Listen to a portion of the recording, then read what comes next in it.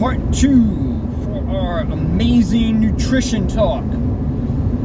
Alright, buckle up y'all. We're going to go in a little bit more deeper detail on what to do with your nutrition. But before I go any further though, don't forget to like, subscribe, and comment below to help with this algorithm. With nutrition, like you can kind of tell since I broke this into two, it's definitely more nuanced to kind of get yourself further into it. So within nutrition, as we kind of pick up with, we're using Fred, this avatar that is trying to improve his health and get himself going in the right direction. So kind of picking up from before, just in case you don't want to take the time to go back and watch the first one, is we want to track calories, see where you're at, and then go from there. Track your protein. So tracking both of those, you gotta really see where your starting point is. Without knowing where you are, just like if you're trying to figure out how to get somewhere on a map, or using GPS, it's going to ask you where you are, your location, or your starting point. So you need to know where you are. Once you know that, you can start figuring out how to move forward. And I'm going to speak in very general terms because there is a lot of differences and nuances to get somewhere with nutrition. But as mentioned before, starting with your calories and your protein is a very good position or point of starting. I know I mentioned about eating whole foods, focusing on whole foods, but we want to think about trying to set yourself up a little bit more further into that success.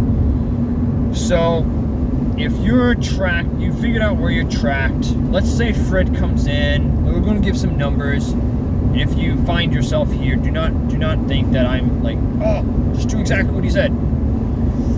Again, there's some nuance to it. But let's just say he's trying to lose weight.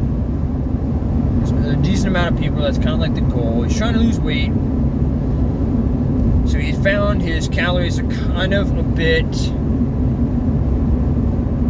Kind of not always consistently the same, but when he averaged it over a whole week, he's eating relatively close to 2,500 calories per day.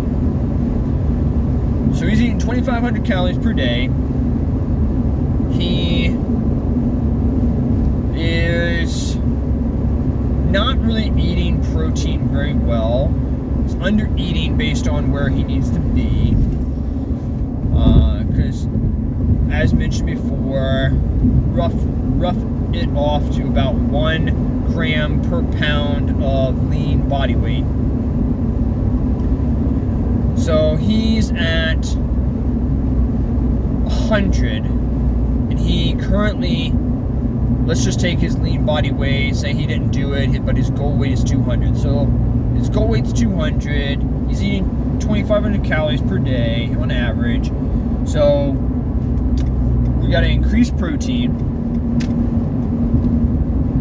and we got to adjust his calories.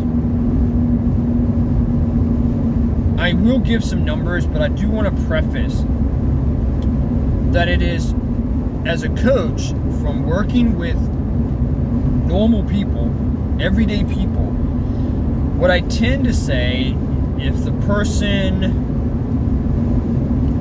depending on their mindset and where they're at mentally, it may not be the best for them to focus heavily on calories. I may just let them know, okay, let's take that protein amount and let's just increase it.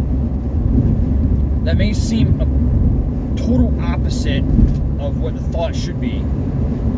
Because Fred could be wondering, you may be wondering, why are you going to have me eat more? Isn't that the opposite of what I should be doing in order to lose weight? Yes and no.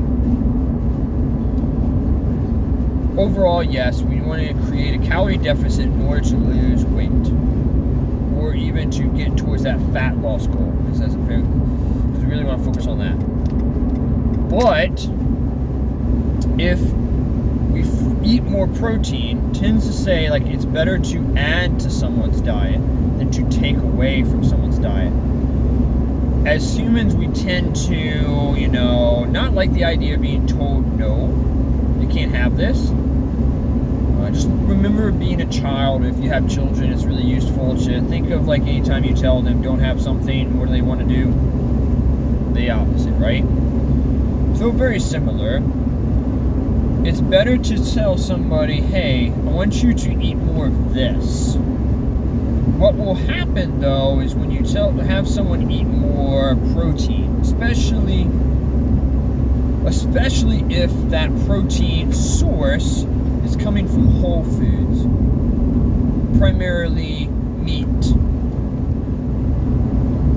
then you're going to become more satiated or more full off of it.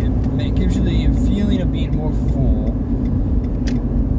and you're going to wind up seeing that you're going to eat less throughout the day.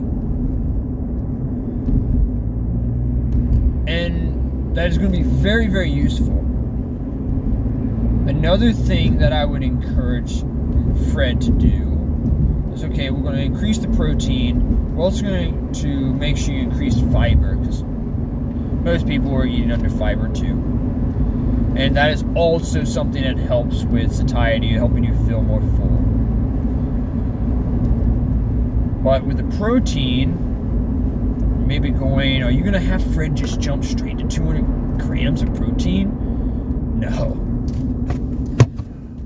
Again, the first rule is sustainability and adherence. He's not going to jump from 100 to 200 grams of protein per day. Not sustainable, not going to adhere to it. We're going to scale. We're going to slowly scale. So we're going to take it, depending on increments, you take it to, let's say, we're going to simplify math here, up by 25 grams per week. So for the first week to 2 weeks, depends on individuals. For the first week or two, you go 125, then move it up 150, then 175, and then finally 200. By the time he hits that, more than likely we will have seen a reduction in calories. We're also going to, if he's doing all the other factors, again, training, he's working on his sleep, he's working on his stress management, we're going to see there's improvements. By now you've watched my training one, hopefully. So if you're strength training specifically, we're also increasing, if we're increasing protein, we're increasing the building blocks or tools. If you want to say this is like a house being built. Giving an analogy to a young lady client about like you need to supply the tools. If you want the house built, you need the tools for that house. You can have all the workers, all the manpower, all the strength training you want, but if you don't supply the tools, you don't supply the muscle, the protein for building muscle, repairing muscle, you're just not really going to see your efforts being going anywhere. Doesn't it suck having the blinding light on the side where your visor doesn't exist? Someone's now going, reach over and pull the passenger side down and flip it to the out. I don't want to wreck. Or you have a hard enough time keeping my hands on the steering wheel while talking. Alright, let's get back to nutrition. So with that, we have at least a plan of action for his protein. Now let's get to a plan of action on what to do calorie-wise if in fact he's going to continue, he's someone who can handle continuing to track calories at this time. So let's say Fred can. psychologically, he's in a good mindset, at least in that sense. With his calories, there is technically ways you can do this mathematically. It's way simpler just in that case, just work with a nutrition coach to help you know, okay, how many calories should I drop based on my individual needs, based on my fat percentage. So some of the factors would be fat percentage, muscle, lean tissue mass, how much weight you're trying to lose, your timetable on how much you want to lose, all that kind of factors. That would be something that goes way better if you're working with a coach. What you can do is, let's simplify it. So you want to get outside of what we would call your daily expenditure, or what you would need for this. So in order to create a deficit, you got to get outside of that. Typically there's a rough range of your, because calories are not consistently stay the same. So it's not like, let's say again, 2,500 calories. Let's just use that as a framework. It's not like the 2,500 calories is consistently going to make the same on every day, every week, throughout the whole year for Mr. Fred. He's going to fluctuate because, again, there's so many factors that make your weight fluctuate. Hence why when you weigh yourself every day, don't freak out when there's a few pound changes within it. Daily fluctuations, also daily fluctuation on how much calories you need to a range. Typically that range is 5 to 10% up and down from that supposed point of note. So let's say he averagely eats 2,500 calories. He's maintaining weight, so we're going to average that's about his maintenance. So we got to get outside of that 5 to 10% variance. So I'm going to give you simplified math. Again, quick thing. 10% would be 250 on both directions. That's why I gave you simple math numbers. So we got to get outside of 250 calories. So in order to create that, you at least need to go. We're going to use simple math again. You at least need to go down by 300 calories. So on a kind of a rough estimate again, I continually preface, it is best if you can to work with a nutrition coach. This is not me trying to promote my business. This is just me trying to be honest. And yes, potentially there's a bias in my head. I do have a nutrition business, to lay that out there. But honestly, it is better because it's just going to help coach you through this. So roughly 300 to 500 calories would probably be best for Mr. Fred. The question could rise that should he just go straight for it? Just pull the trigger, go straight for that 300, 500? Yes. If he wants to go right into an actual calorie deficit, yes. Drop to 300 to 500 calories. Try that for 2 weeks. If see no difference, then we probably misestimated his maintenance. If he sees weight drop like crazy, it sounds way cooler if you do this in the not using pounds, you use kilos, because then you can say, like I liked what my professor used and said, if you drop weight like stones, then we misestimated. It sounds way cooler. And now the rest of the world understands anything, and people in the U.S. are going, huh? Anyway, with that, if you drop weight really quickly within 2 weeks, like a decent amount of weight change, you're probably overly estimated, and you need to probably not be as much of a deficit. You don't. The goal is to, again, maintain lean tissue mass. You don't want to drop the weight fast. I know that's ideal for a lot of people, especially those who are going to go, I need to lose 20 pounds plus. Yeah, dropping the weight slow, unless you need to lose over stipulated circumstances, but like over, I would typically say 60 or above weight. Typically dropping weight relatively faster than losing potentially half a pound to a pound a week would not be ideal. With that, if you notice weight gain, again, oppose the opposite. Weight, a substantial weight gain. Don't go like, I gained 3 pounds. Sorry, Fred. That doesn't mean that's just, again, we probably just misestimated still your maintenance probably. We need to just reduce a little bit more. Don't go like, I need to drop down like 500 more calories. So that was a good starting point. Some other pieces to that puzzle that can help out a little bit. I'm going to notate some small changes that can help somebody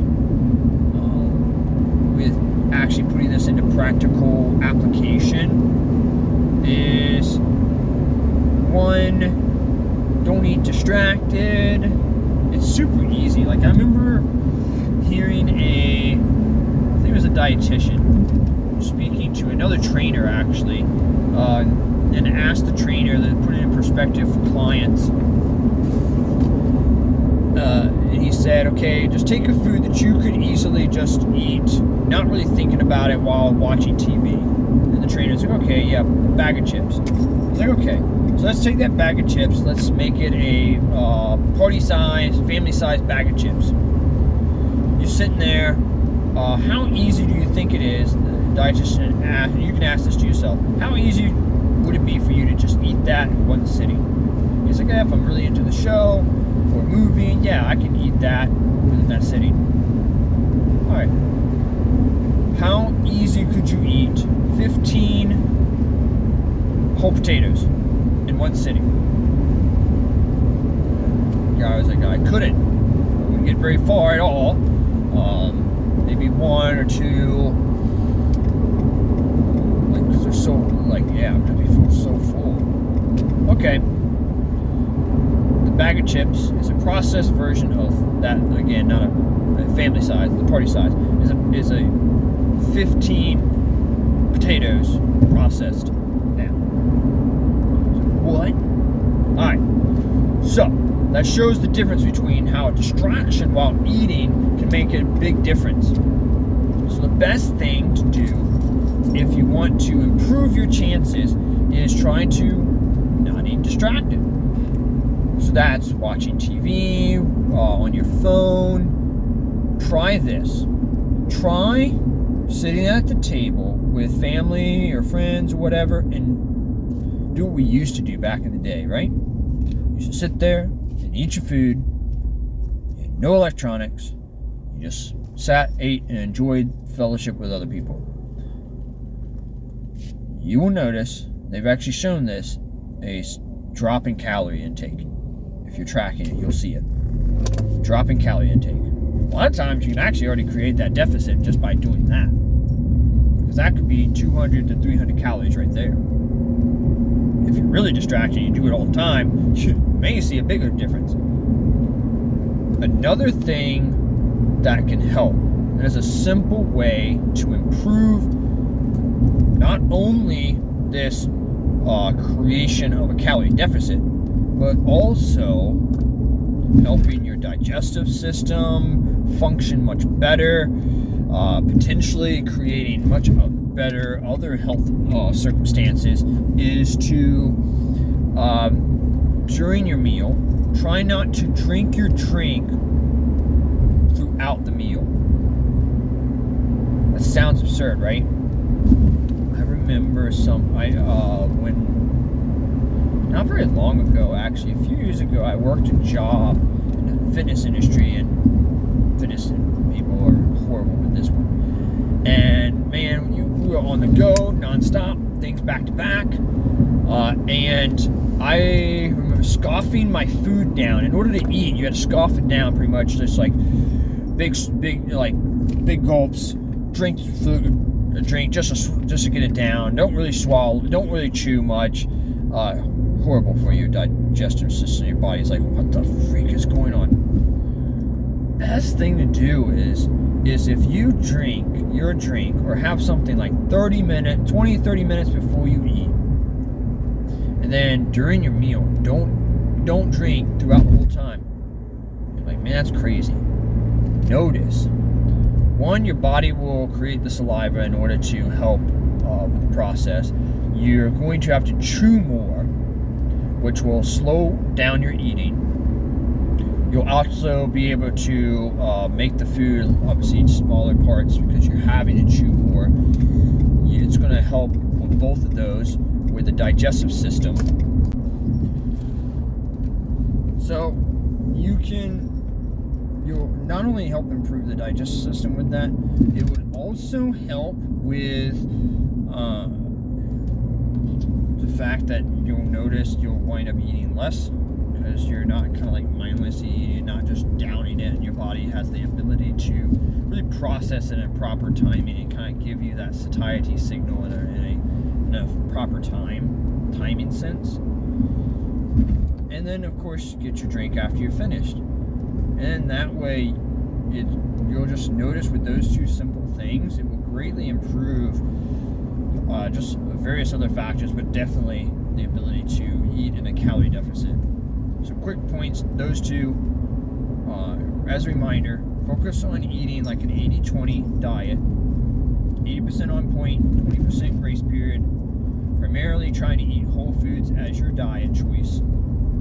If you can help it, it's going to be the big keys. And then, like I just said, on the protein and the calories, going in the right direction. And that's a good starting point. There'll definitely be more talks on this, but if you do need more help with nutrition specifically, don't hesitate. You can find me on Instagram. I do have a business myself, and I do have several other trainers that can really help guide you in the direction. Primarily it's me and one of my other trainers that helps with nutrition, coaching. We can go all the way up to giving you meal plans, all the way down to just simply helping coach you through habit changing with diet, helping you track and learn how to do a lot of these things on your own. So don't hesitate if you need extra help. And keep rocking out and trying to be consistent.